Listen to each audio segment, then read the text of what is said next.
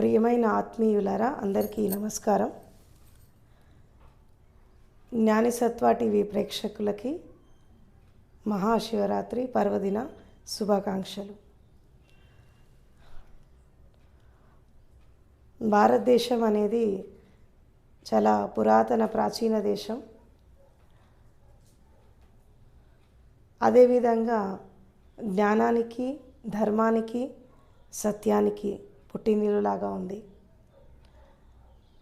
అంటే ఇతర దేశాలన్నీ కూడా పదార్థ జగత్తుకి, భౌతిక ప్రపంచ యాత్రకి ఇంపార్టెన్స్ ఇస్తే, భారతదేశం అనేది ఆధ్యాత్మికతకి, అదేవిధంగా అంతర్యాత్రకి ఇంపార్టెన్స్ ఇవ్వడం జరిగింది. అందుకే భారతదేశాన్ని ఒకప్పుడు విశ్వగురువులాగా ఆరాధించేవాళ్ళు. ఈ కాలంలో కూడా అలాగే ఉంది. ఇక మనము ఆధ్యాత్మికత యొక్క పునాది, ఆరంభం, ఆది భౌతిక ప్రపంచంలో ఎప్పుడు ఎక్కడ మొదలైంది అనేది, దాని యొక్క పుట్టుపూర్వోత్తరాలు ఏంటి అనేది ఇవాళ చాలా లోతుల్లోకి వెళ్ళి మనం అన్వేషణ చేద్దాము. ఎందుకంటే పరమశివుడి గురించి తెలుసుకోవాలి అంటే ఆధ్యాత్మికత యొక్క పునాదిలోకి వెళ్ళాలి. అంటే ఆ ఫౌండేషన్ స్టోన్కి వెళ్ళాలి, మూలాల్లోకి వెళ్ళాలి. దాదాపు ఒక కొన్ని వేల సంవత్సరాల క్రితం, అంటే ఇక కాలచక్ర గమనంలో దాని యొక్క పీరియడ్ చెప్పాలంటే ప్రీ వేదిక్ పీరియడ్, అంటే వేదకాలం కంటే కూడా ఇంకా ముందు కాలంలో, అంటే ఆది మానవుడి కాలం అయిపోయి మనిషి లోపల ఒక నాగరికత, ఒక కల్చర్, ఒక కల్ట్ ఎక్కడైతే డెవలప్ అయిందో, ఒక విధంగా చెప్పాలి అంటే అంధకారం నుంచి వెలుగు కోసం ఎప్పుడైతే ఒక మనిషి అన్వేషణ సాగించాడో, అలాంటి రోజుల్లో హిమాలయ ప్రాంతంలో ఒక వ్యక్తి భౌతిక ప్రపంచాన్ని కాదని ఆ ప్రకృతిని చూస్తూ, తర్వాత పంచభూతాలని చూస్తూ తనలో తాను రమిస్తూ, తర్వాత కళ్ళు తెరిచే కాదు, కళ్ళు మూసి కూడా మనము వీక్షిస్తే ఏం కనబడుతుంది? ఇన్నాళ్ళు ప్రపంచాన్ని మనము కళ్ళు తెరిచి చూసాము, ఇప్పుడు కళ్ళు మూస్తే మనకేం కనిపిస్తుంది? అసలు ఈ కళ్ళు మూయడానికి, కళ్ళు తెరవడానికి మధ్యలో ఉండేటటువంటి అంతరార్థం ఏంటి అని తనకు తానుగా జాగృతం చెంది ఒక వ్యక్తి బయటికి రావడం జరిగింది. అతనే ఆదియోగి, మొట్టమొదట యోగి మొత్తం ప్రపంచవ్యాప్తంగా. ఇక మనము పరమశివుడి గురించి మనం తెలుసుకునే దానికంటే ముందు అసలు ప్రకృతి ఏంటి, విశ్వం ఏంటి, తర్వాత విశ్వశక్తి ఏంటి, దాని గురించి కొంత తెలుసుకోవాలి. ఇప్పుడు మనము భగవంతుడు అంటాము, దేవుడు అంటాము, ఇంగ్లీష్లో అయితే గాడ్ అంటారు. God, GOD, God. ఈ గాడ్ అనే పదానికి అర్థం ఏంటంటే జనరేటర్, ఆపరేటర్, డిస్ట్రాయర్. అంటే ఇంకా మనకి మామూలు భాషలో చెప్పుకోవాలి అంటే ఒకటి సృష్టి, రెండవది స్థితి, మూడవది లయ. ఇంకా మనం గ్రాంథికంగా వెళ్ళి చెప్పుకోవాలంటే బ్రహ్మ, విష్ణు, మహేశ్వరుడు. అంటే ఒక విధంగా చెప్పాలంటే ఒక జీవి పుట్టుకకి కారణమైనటువంటి తత్వము, ఇంకొకటి జీవి పుట్టాక దాని యొక్క పాలన, పోషణ చేసేటటువంటి స్థితి, ఒక టైం వచ్చినప్పుడు కాలచక్ర గమనంలో దాని యొక్క వినాశనం, అంటే డిస్ట్రాయ్. అంటే ఎక్కడైతే ఆది ఉంటుందో అక్కడ అంతం కూడా ఉంటుంది.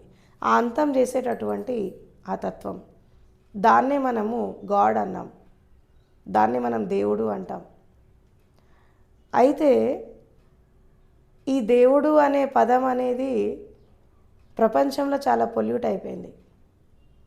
ఈ దేవుడు అనే పదం నుంచే మనకి ఒక వర్ణం వచ్చింది, ఒక వర్గం వచ్చింది, కులం వచ్చింది, మతం వచ్చింది, రకరకాల విభేదాలు వచ్చాయి. And most controversial word God అనేది ఏది ప్రపంచవ్యాప్తంగా.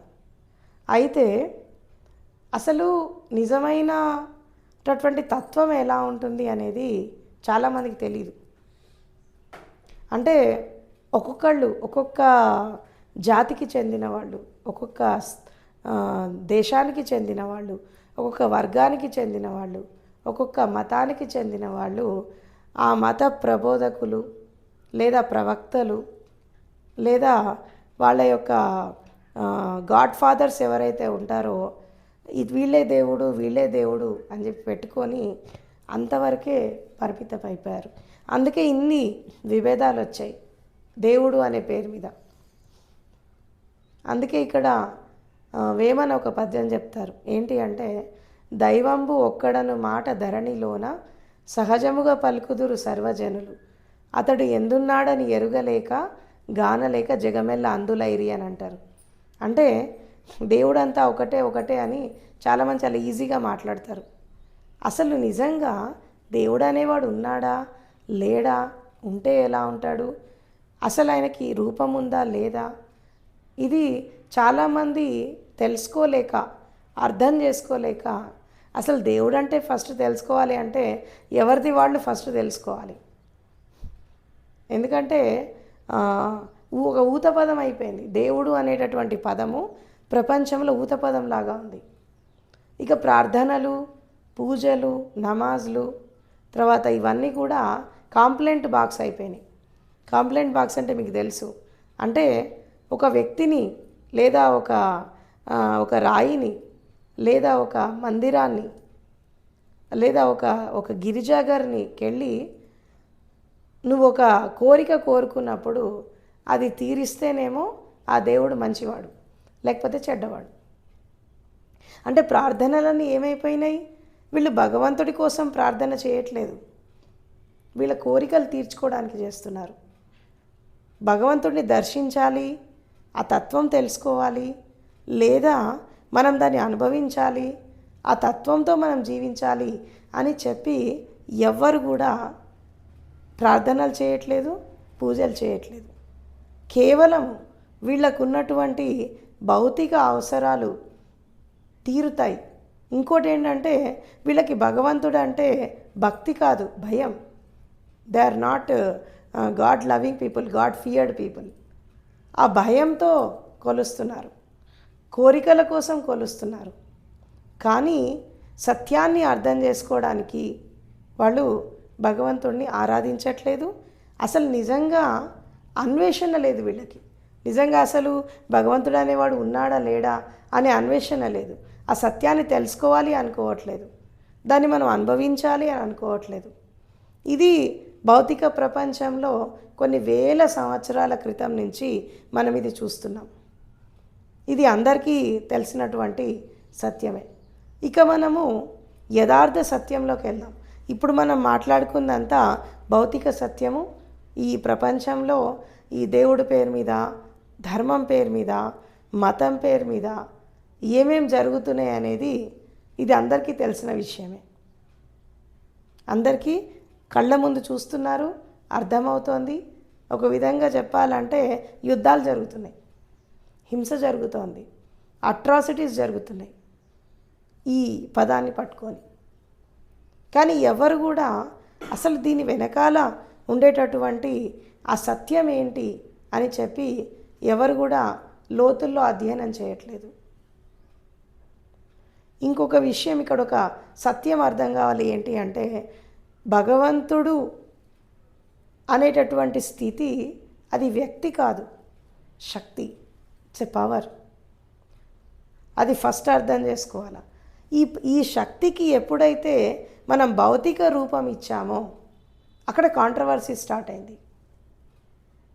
ఇప్పుడు మనము అనేక రకాల ధర్మగ్రంథాల్లో, అనేక రకాల శాస్త్రాలలో మనము చూస్తూ ఉంటే కూడా అక్కడ ఏం జరుగుతోంది అంటే, ప్రతి ధర్మగ్రంథంలో మీరు చూడండి, దేవుణ్ణి శక్తి రూపంలోనే వాళ్ళు వర్ణించారు కానీ వ్యక్తి రూపంలో వర్ణించలేదు.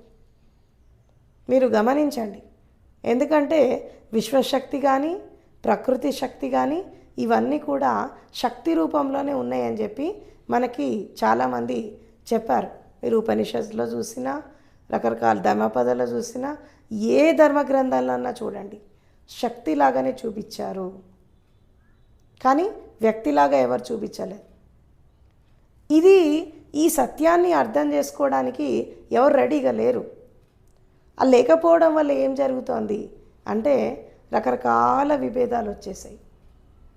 కానీ మనము ఆంతరంగపు లోతుల్లోకి వెళ్ళినప్పుడు, లేదా ప్రకృతిని చూసినప్పుడు, పంచభూతాలను చూసినప్పుడు, ఈ సమస్త విశ్వాన్ని చూసినప్పుడు, ఆకాశాన్ని చూసినప్పుడు, కళ్ళు తెరిచి ఒకసారి ఆ ప్రకృతిని చూడండి, మీకు తెలుస్తుంది అసలు ఏంటి ఆ దైవత్వం ఏంటి అనేది అర్థమైపోతుంది.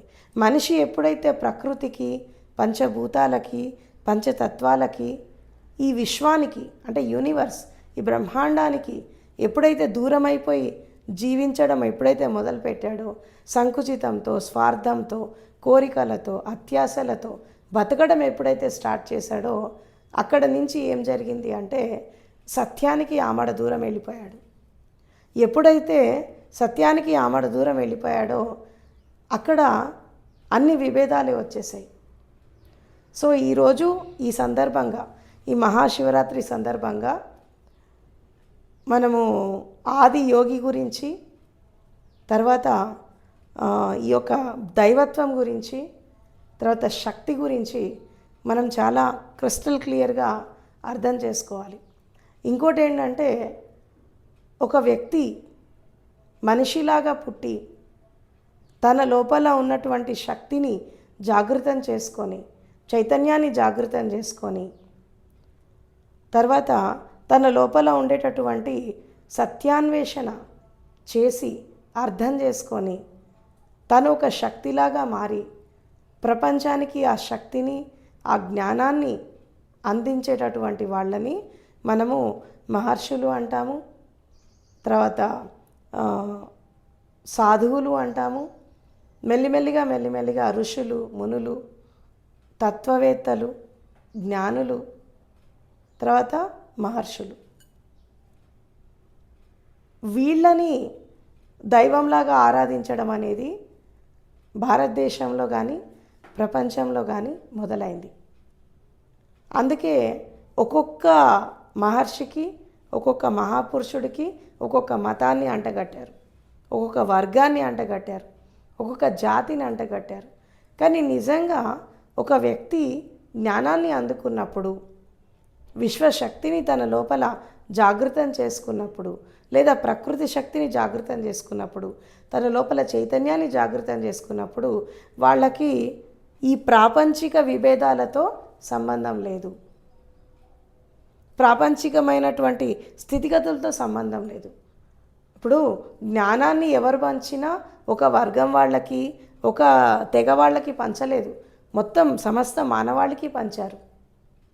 అదేవిధంగా ఎవరైనా గ్రంథం రాసినా, శాస్త్రం రాసినా, ఒక పుస్తకం రాసినా, ఏది రాసినా మొత్తం సమస్త మానవాళికి, సమస్త ప్రపంచానికి ఆ జ్ఞానాన్ని అందించారే కానీ సంకుచిత మనస్తత్వంతో ఒక వర్గం వాళ్ళకే ఇది పరిమితమైంది అని చెప్పి ఎక్కడ చెప్పలేదు. కాకపోతే కొంతమంది స్వార్థపరులు దాన్ని అర్థం చేసుకోలేక దాన్ని కొన్ని వర్గాలను దాన్ని పరిమితం చేసుకొని ఇది మాది మాది అనుకుంటూ, ఇది నేను అనుకుంటూ, ఇది నాది అనుకుంటూ అహంకారంతో ఈ జ్ఞానం అందరికీ అందకుండా వీళ్ళు దాన్ని స్టాప్ చేశారు. అందుకే జ్ఞాన ప్రవాహం అనేది ఆగిపోయింది, ఎస్పెషల్లీ భారతదేశంలో. ఒకవేళ ప్రవహించినా కొంతమందికి అది అందుతోంది కానీ అందరికీ అందట్లేదు. కాబట్టి మనము అర్థం చేసుకోవాల్సింది ఏంటి అంటే, భగవంతుడు అంటే వ్యక్తి కాదు, శక్తి. It's a power. ఈ శక్తి అనేది ప్రతి అణువు, ప్రతి స్థితిలో, ప్రతి జీవిలో, ప్రతి కణకణంలో, సమస్త ప్రకృతిలో, సమస్త విశ్వంలో, నీలో నాలో, ప్రతి స్థితిలో, మన లోపల ఉండే ప్రతి కణంలో ధారణ చేసి ఉంది. ఇది దేనికి భిన్నంగా లేదు, ఎవరికి భిన్నంగా లేదు. ఒక అండర్ కరెంట్ లాగా, ఇప్పుడు ఎలాగైతే ఎలక్ట్రిసిటీ ఎలాగైతే ఒక అండర్ కరెంట్ లాగా పనిచేస్తూ ప్రపంచంలో ఇన్ని రకాల సాధనాలు పనిచేయడానికి ఎలాగైతే ఒక విద్యుత్ శక్తి ఎలాగైతే ఉపయోగపడుతుందో, అదేవిధంగా ఈ విశ్వశక్తి ఏదైతే మనము భగవంతుడు అంటున్నామో, దేవుడు అంటున్నామో, దాన్ని ఏమంటారు? కాస్మిక్ పవర్, విశ్వశక్తి. ఈ విశ్వశక్తి అనేది రకరకాలుగా విడిపోయి ప్రకృతి శక్తిలాగా, పంచభూతాల శక్తిలాగా, జీవశక్తిలాగా, చైతన్య శక్తిలాగా, దీన్నే మనము ఇప్పుడు గాడ్ అనే పదం చెప్పుకున్నాం. జీఓడి గాడ్ అంటే జనరేటర్, ఆపరేటర్, డిస్ట్రాయర్. దీన్నే సృష్టి, స్థితి, లయ. ఇది ప్రతి మనిషి లోపల జరుగుతోంది. ఒక మనిషి పుడుతున్నాడు అంటే సృష్టి జరిగింది అన్నట్టు. ఒక జీవం పుట్టింది అంటే అక్కడ సృష్టి జరిగేటటువంటి శక్తి పనిచేసింది అక్కడ. తర్వాత ఆ జీవి పుట్టాక దాని యొక్క పాలన, పోషణ ఇదంతా కూడా ఈ యొక్క స్థితి అయ్యేటటువంటి శక్తి అక్కడ పనిచేసింది. తర్వాత ఒక టైం వచ్చినప్పుడు అది వినాశనం అయిపోతుంది, అది చచ్చిపోతుంది, అది డిస్ట్రాయ్ అయిపోతుంది. అక్కడ ఈ లయం చెందేటటువంటి శక్తి పనిచేసింది. ఇది ప్రతి మనిషి లోపల, ప్రతి జీవి లోపల, ప్రతి కణం లోపల 24/7 ఈ 3 తత్వాలు పనిచేస్తున్నాయి. అంటే మన శరీరం లోపల కూడా కొన్ని వేల కోట్ల కణాలు ఉన్నాయి. ఈ కణాలు పుడుతున్నాయి, బతికున్నప్పుడు వాటి పని అవి చేస్తున్నాయి. ఆ పని చేయడానికి దానికి నారు నీరు పోసేటటువంటి స్థితి ఒకటి పనిచేస్తోంది. అది చచ్చిపోయేటప్పుడు దాని వినాశనం చెందడానికి అది లయమైపోతున్నాయి. అంటే ప్రతి చోట ఈ సృష్టి స్థితి లయ పనిచేస్తోంది. ఈవెన్ మన లోపల నాడీ వ్యవస్థలో కూడా మనకి 3 రకాల గ్రంథులు ఉన్నాయి. ఆ 3 రకాల గ్రంథులు ఎట్లా పనిచేస్తున్నాయి అంటే, దీన్ని సైంటిఫిక్ లాంగ్వేజ్లో చెప్పాలంటే ఇది బ్రహ్మగ్రంథి, తర్వాత రుద్రగ్రంథి, తర్వాత విష్ణు గ్రంథి. 3 రకాల గ్రంథులు. ఇది గ్రాంధిక భాషలో యోగ దర్శనంలో చెప్తారు. దీన్నే మనం ఇంగ్లీష్లో చెప్పుకోవాలంటే ఎపోక్రైన్, మీజోక్రైన్, హాలోక్రైన్ గ్లాండ్స్ అంటారు వీటిని. అంటే మన మొత్తము నాడీ వ్యవస్థలో కూడా 3 రకాల స్థితులు పనిచేస్తున్నాయి. అంటే కింద ఉన్నటువంటి స్థితులు, అంటే ఒక విధంగా చెప్పాలంటే హృదయం కింది స్థానం నుంచి మన పాదాల వరకు పనిచేసేటటువంటి శక్తి ఏంటి? అది బ్రహ్మశక్తి. తర్వాత హృదయం నుంచి తర్వాత ఈ యొక్క గొంతు వరకు, గొంతు దాటి ఈ నుదిటి వరకు పనిచేసేటటువంటి శక్తి ఏంటి? విష్ణు శక్తి. తర్వాత ఈ పైన తలపైన పనిచేసేటటువంటి శక్తి ఏంటంటే శివశక్తి. దీన్ని అందుకే హాలోక్రైన్ అంటారు. హాలోక్రైన్ అంటే శూన్యం, అంటే లయం అయిపోయాక అక్కడ ఏమి ఉండదు. డిస్ట్రాయ్ అయిపోయాక ఏముంటుంది? జీరో.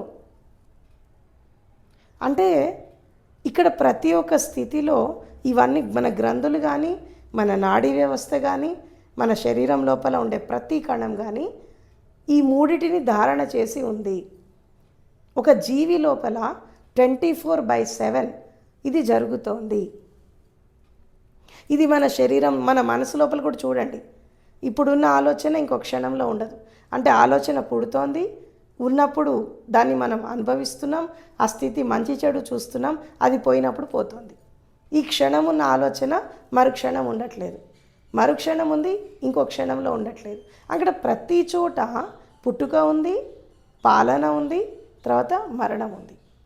అంటే ఇక్కడ బ్రహ్మతత్వము, మనం అంటే ఒక మనిషి, మహర్షులు ఈ శక్తికి పెట్టినటువంటి పేర్లు ఇవన్నీ. ఇప్పుడు ఎట్లాగైతే మనం ఒక మొబైల్ని తయారు చేసి ఇది స్మార్ట్ ఫోన్ అని మనం గుర్తుపట్టడానికి ఎలాగైతే పేరు పెట్టుకున్నామో, లేదా టీవీని తయారు చేసి దాని టీవీకి అని ఎలా పేరు పెట్టామో, అదేవిధంగా ఈ విశ్వశక్తి కూడా 3 రకాలుగా డివైడ్ అయిపోయి మొత్తం సమస్త విశ్వాన్ని నడిపిస్తోంది. అది ఒక బ్రహ్మశక్తిలాగా. అంటే ఒక జీవి భూమి మీద, ఒక పిల్లాడు భూమి మీద జన్మించడానికి పనిచేసేది, ఒక విత్తనం మొలకెత్తి బయటికి రావడానికి, ఒక చెట్టు పుట్టడానికి, ఒక జీవి పుట్టడానికి ఆధారమైన శక్తి ఏంటి? బ్రహ్మశక్తి. ఆ జీవి పుట్టాక దాని పాలన, పోషణ, నారు, నీరు, దానికి కావలసినవన్నీ ఏర్పాటు చేసేది ఏంటి? అది విష్ణు శక్తి. తర్వాత దానికి జీవించి ఉన్నంతకాలం దానికి టైం వచ్చినప్పుడు దాన్ని వినాశనం చేసేదేంటి? శివశక్తి. ఇవన్నీ కూడా మనం పెట్టుకున్న పేర్లు, జస్ట్ గుర్తుపట్టడానికి మాత్రమే. ఇది పూర్వకాలంలో మహర్షులు వీటికో పేరు పెట్టారు, కానీ శక్తి అంతా ఒకటే. దైవము అంటే శక్తి, దాన్ని అందుకే దైవశక్తి అంటారు. Divine power, spiritual power, cosmic power. దీనికే రకరకాల పేర్లు పెట్టి మనం పూజిస్తున్నాం. అది మనం ఒక వ్యక్తి రూపంలో చూస్తున్నాం, ఒక వస్తువు రూపంలో చూస్తున్నాం, ఒక మందిరం రూపంలో చూస్తున్నాం. రకరకాల రూపాల్లో మనం ఇది ఇది ఇది అనుకొని మనం పెట్టుకున్న పేర్లతో మనమే ఇరుక్కుపోయి ఒక మాయలో బతుకుతున్నాం. కానీ సత్యం అనేది ఎవరికీ తెలియట్లేదు.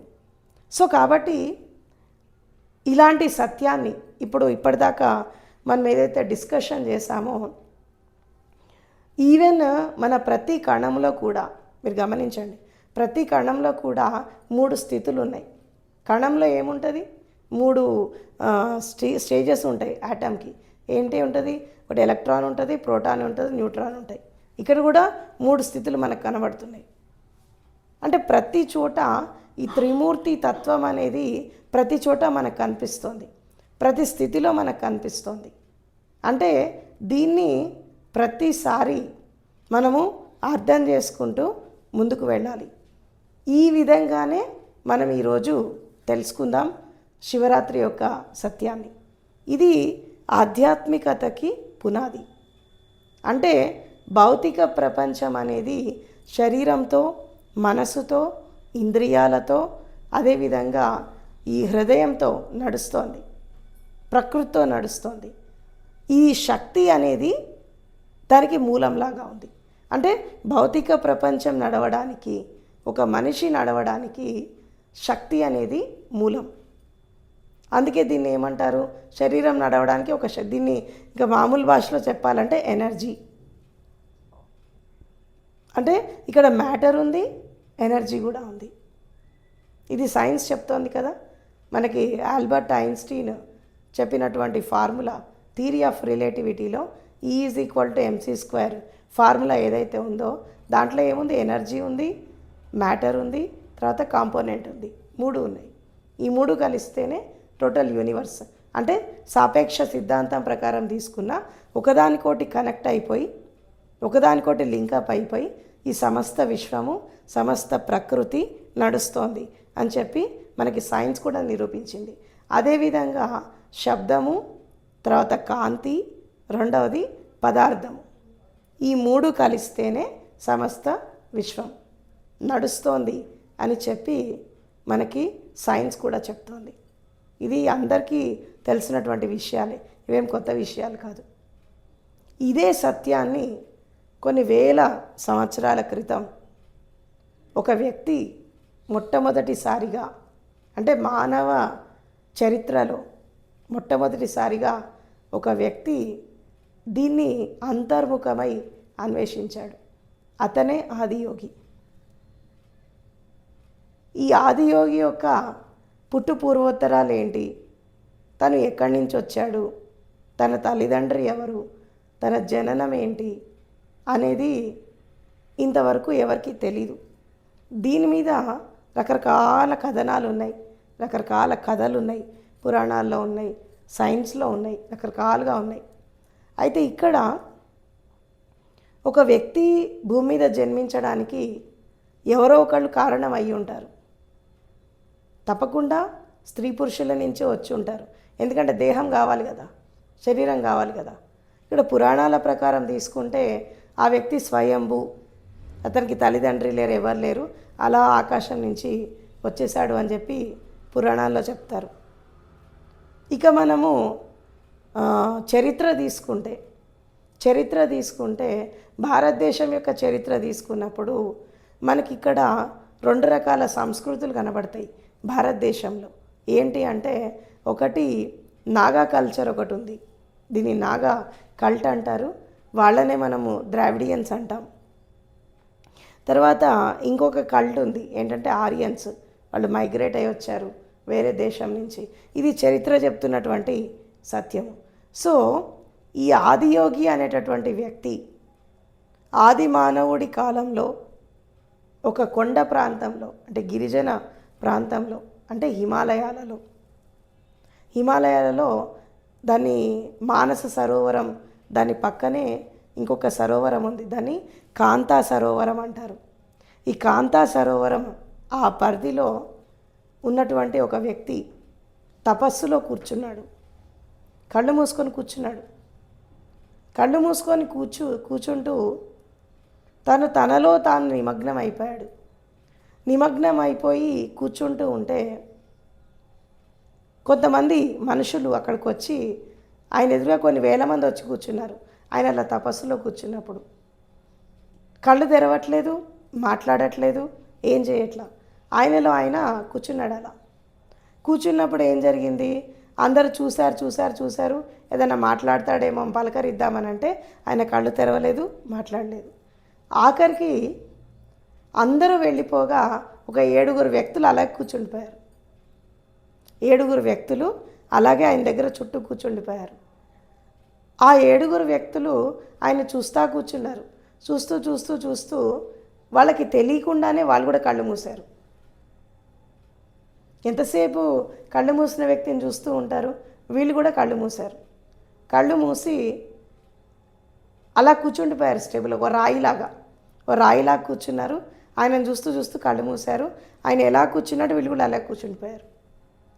ఆ కూర్చుండి పోతూ ఉన్నప్పుడు మెల్లిమెల్లిగా ఆ వీళ్ళ యొక్క శక్తి, ఆయన యొక్క శక్తి, ఒక మమేకత్వం జరిగినప్పుడు వీళ్ళ లోపల కూడా ఆ యొక్క శక్తి జాగరణ అనేది జరిగింది. ఆయన ఏం బోధించలేదు, వాళ్ళకి ఏం సత్సంగం చేయలేదు, ఏమీ చేయలేదు, జస్ట్ చూస్తూ కూర్చుండిపోయారు అంతే. వాళ్ళనే మనం ఏమంటామంటే సప్తర్షులు అంటాం. ఈ ఆదియోగి దగ్గర ఒక 7 ఆయనను చూస్తూ కూర్చొని ఆయనలాగా మారిపోయారు. కొన్ని రోజుల తరబడి కూర్చున్నారు, కొన్ని సంవత్సరాల తరబడి కూర్చున్నారు. ఆ కూర్చొని వీళ్ళని మనం ఏమన్నాం, సప్తర్షులు. ఆదియోగి దగ్గర ఒక 7 ఆయనలాగా జాగృతమయ్యే ప్రయత్నం అనేది జరిగింది, ఏం బోధించకుండా. ఎందుకంటే అప్పుడప్పుడు బోధిస్తే కూడా సత్యం అర్థం కాదు, మౌనంలో చాలా అర్థమైపోతూ ఉంటాయి. అందుకే మనం కూడా మౌనం అయిపోయినప్పుడు చాలా విషయాలు మనకు అర్థమైపోతూ ఉంటాయి. కానీ ఆ మౌనం భాష అర్థం చేసుకోవాలి అంటే అక్కడ సహనము, ఓపిక, ఇవన్నీ కూడా ఉండాలి. సో కాబట్టి ఎప్పుడైతే ఒక వ్యక్తి జాగృతమై ఎలాంటి భాషణం లేకుండా, ఎలాంటి సత్సంగం లేకుండా, ఏం లేకుండా నిశ్శబ్దంలోనే తను తెలుసుకున్నటువంటి సత్యాన్ని, తను తెలుసుకున్నటువంటి తత్వాన్ని ఆ 7 పంచడం జరిగింది. సో ఆధ్యాత్మికతకి, స్పిరిచువల్ జర్నీకి, అంతర్యాత్రకి మొట్టమొదటిసారిగా పునాది వేసింది ఆదియోగి. అతనికి మనం ఇచ్చుకున్న పేరు ఏంటంటే శంకరుడు లేదా శివుడు. శివ అనే పదం అంతర్యాత్రకు సంబంధించింది, శంకరుడు అనే పదం మనం భౌతిక ప్రపంచంలో మనం ఇచ్చుకున్నాం. ఇక శివ అనే పదానికి అర్థం ఏంటంటే మంగళకరమైన వాడు. తర్వాత శివ అనే పదం ఎక్కడి నుంచి వచ్చింది అంటే శూన్యం, ఆ పదంలోనే ఉంది. ఏంటి శూన్యం? ఏం శూన్యం అక్కడ అంటే, ఎవరైతే శరీర శూన్యత, మనశ్శూన్యత, భావశూన్యత, ఇంద్రియాల శూన్యతలోకి వెళ్ళిపోతారో అక్కడ ఏం జరుగుతుంది అంటే ఆటోమేటిక్గా ఒక ఎనర్జీ అనేది జాగృతం జరిగింది. దాన్నే మనము ధ్యానము అంటున్నాం. ఈ రోజుల్లో మనం పెట్టుకున్న పేరు ధ్యానం. ఒకప్పుడు దీన్నే తపస్సు అన్నారు, దీన్నే సాధన అన్నారు. ఇట్లా శరీరాన్ని రాయిలాగా చేసుకొని కదలకుండా కూర్చొని మనసులో వచ్చే ఆలోచనలని, మన భావాలని, ప్రతిదాన్ని ఒక సాక్షిలాగా గమనిస్తూ ఉంటే శూన్యస్థితి వచ్చేసింది. ఆ శూన్యానికి పెట్టిన పేరు ఏంటంటే శివ. శివుడు అంటే శూన్యం. అందుకే ఆయన్ని మృత్యు యొక్క దేవుడు అన్నారు. చచ్చిపోయాక ఏముంటుంది? అంత శూన్యమే. అందుకే ఆయనకి ఇచ్చిన పేరు ఏంటంటే లయకారుడు. ఎందుకంటే ఆదియోగిగా ఉండి తను ఏం చేశాడు? అన్నిటినీ చంపేశాడు.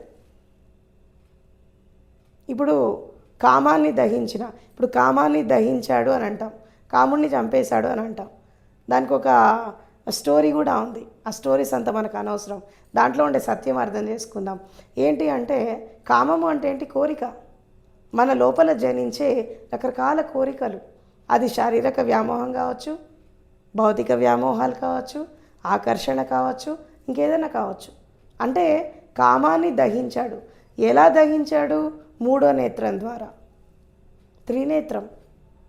త్రినేత్రం అనేది కేవలం ఆదియోగికే ఉందా? అందరికీ ఉంటుంది. ఏంటా త్రినేత్రం అంటే, ఈ రెండు కళ్ళు, బయట ఉండే రెండు కళ్ళు బయట ప్రపంచాన్ని చూస్తాయి. ఇంకోటి అంతర్నేత్రం ఉంటుంది. అంటే కళ్ళు మూసి మనలో మనం చూసుకునేటటువంటి అంతర్దృష్టి, దాన్నే మనం త్రినేత్రం అంటాం. ఈ త్రినేత్రం ద్వారా ఏం చూశాడు? మనసుని చూశాడు, ఆలోచనలను చూశాడు, భావాలను చూశాడు, రకరకాలుగా చెల్లించేటటువంటి ఆ స్థితులను చూసి ఎక్కడైనా కోరిక జనించినప్పుడు, వాసన జనించినప్పుడు, రకరకాల స్థితులు జనించినప్పుడు అక్కడ ఏం చేశాడు? దాన్ని దహించేశాడు. ఎట్లా దహించాడు? మూడో కన్ను తెరిచి దహించేశాడు. అది కాలిబూడిదైపోయింది.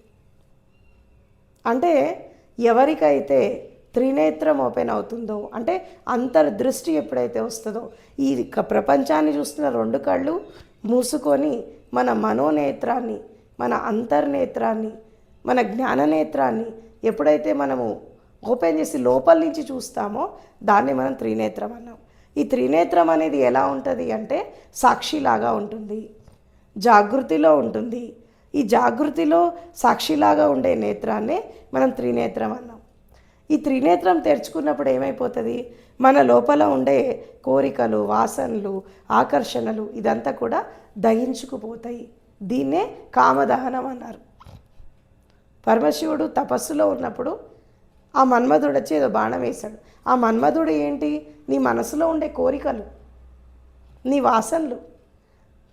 దాన్ని ఏం చేశాడు? సాక్షిలాగా చూశాడు. సాక్షి అనేది అగ్నిలాగా పనిచేస్తుంది. ఎలాంటిదైనా మంచిని కాల్చేస్తుంది, చెడుని కూడా కాల్చేస్తుంది. దాని పనే కాల్చేయడం. అందుకే మనసులో వచ్చే మంచి చెడు ఆలోచనలకి సాక్షి కావాలి అని అంటారు. సాక్షి అయితే ఏం జరుగుతుంది? అన్నీ కాలిపోతాయి. కానీ మనం ఏం చేస్తాము? ఆలోచనలు వెంబడి పోవద్దు. దాన్ని విట్నెస్ చేయాలి. ఏదొచ్చినా యాక్సెప్ట్ చేసి చూడగలిగితే అప్పుడు మన అంతర్నేత్రం ఓపెన్ అవుతుంది. ఎప్పుడైతే అంతర్నేత్రం ఓపెన్ అవుతుందో అక్కడ అవి దహించుకుపోతాయి. దహించుకుపోయినప్పుడు రకరకాల కోరికలు, రకరకాల వాసనలు ఇవన్నీ వెళ్ళిపోయినప్పుడు నువ్వు స్వచ్ఛతలోకి వస్తావు, ఒక మంగళకరమైనటువంటి దశకు వస్తావు అని చెప్పి దీనికి కామదహనం అనేది ప్రతీక. తర్వాత ఇప్పుడు పరమశివుడి యొక్క వేషధారణ మనం చూసినప్పుడు పాములు ఉంటాయి, జటాజూటం ఉంటుంది, త్రిశూలం ఉంటుంది.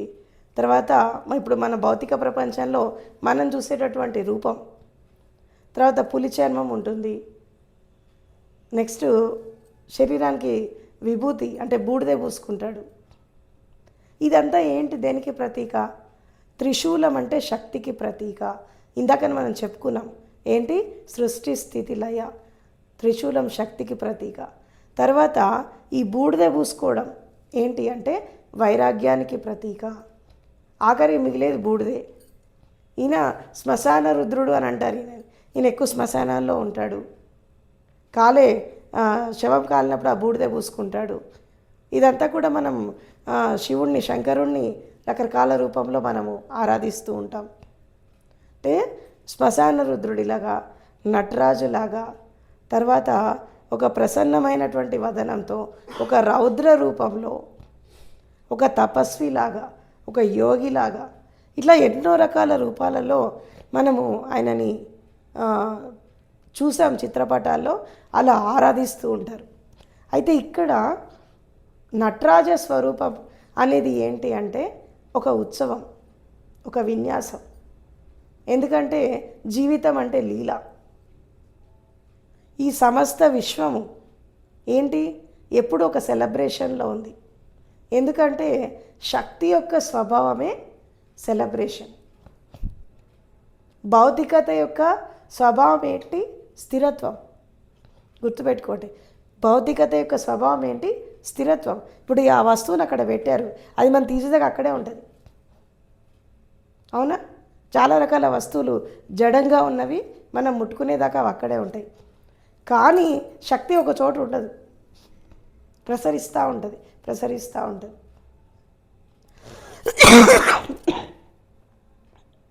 అయితే కొన్ని రకాల స్థితులలో శక్తి అనేది జడంగా ఉంటుంది, కొన్ని వస్తువులలో, కొన్నిట్లో ప్రసరిస్తూ ఉంటుంది.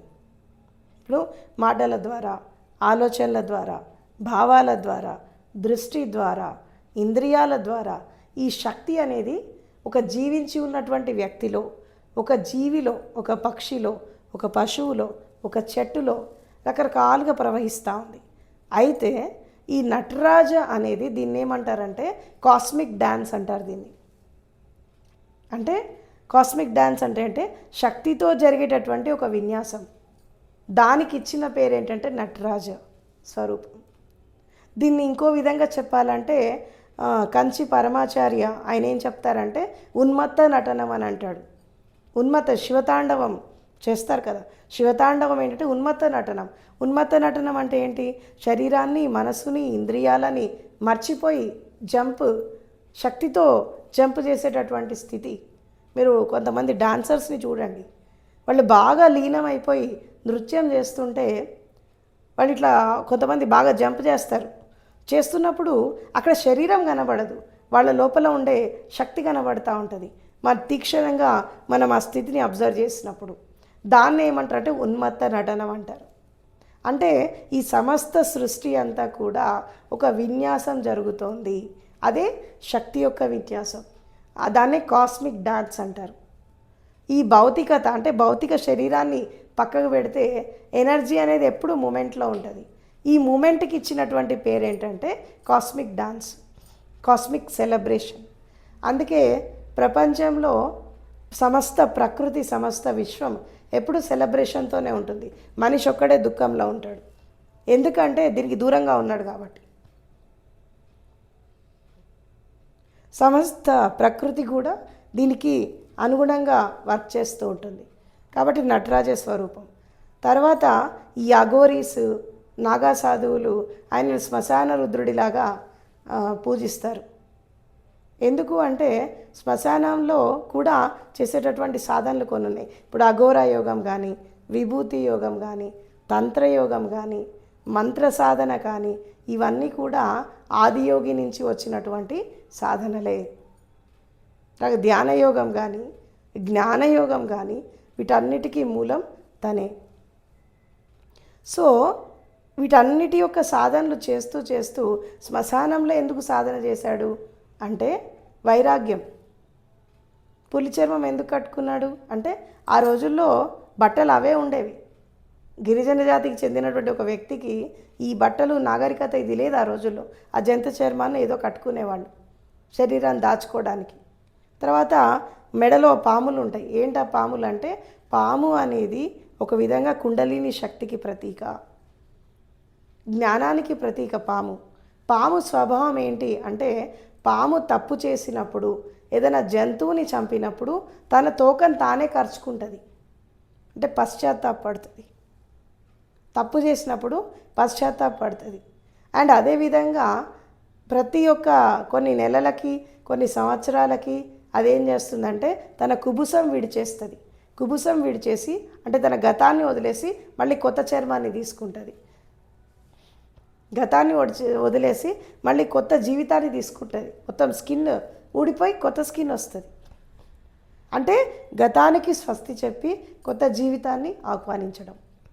అందుకే పాముని జ్ఞానానికి, కుండలిని శక్తికి, తర్వాత కొత్త జీవితానికి నాంది పలిగేటటువంటి జీవిగా పాముని ఒక ప్రతీకలాగా చూపిస్తారు.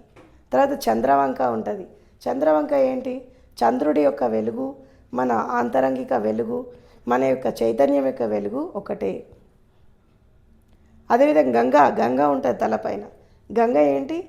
ఒక కరుణ, ఒక మైత్రి భావనకి ప్రతీక గంగ. గంగలో ఎవరు మునిగినా వాళ్ళ పాపాలు పోతాయని అంటారు. ఏంటి పాపాలు ఎందుకు పోతాయి? గంగ ఏంటంటే ధ్యాన గంగ, తపస్సు యొక్క గంగ. ఎవరైతే దాంట్లో మునుగుతారో అన్ని ప్రక్షాళన జరుగుతాయి. అన్ని పాపాలు, మంచి చెడు అన్నీ క్లీన్ అవుతాయి. ఒక ప్యూరిటీ అనేది ప్రతి మనిషి లోపల వస్తుంది. ఇలా తన వేషధారణ ఏదైతే ఉందో ఇదంతా కూడా ఒక ప్రతీకలు. ఈ రూపం ఏదైతే ఇవాళ రేపు మనం చూస్తున్నామో ఈ రూపం అనేది ఒక ప్రతీక. ఇలా తన శరీరంలో ఉండే ప్రతి ఒక్క అంగము, ప్రతి ఒక్క స్థితి ఇవన్నీ కూడా ఒక ఆధ్యాత్మిక సత్యాలు. దీన్ని మనము అర్థం చేసుకుంటూ ముందుకు వెళ్ళాలి. సో ఇంకా చాలా విషయాలు ఉన్నాయి అండ్ దీనికి ఇంకా మనం చాలా తెలుసుకోవాలి. తెలుసుకుంటూ ముందుకెళ్ళినప్పుడు ఇంకా ఎన్నో సత్యాలు బయటపడతాయి. ఇది కేవలం ఉపోద్ఘాతం మాత్రమే. మనము ఇంకా తెలుసుకుందాం ముందు ముందు. Thank you so much.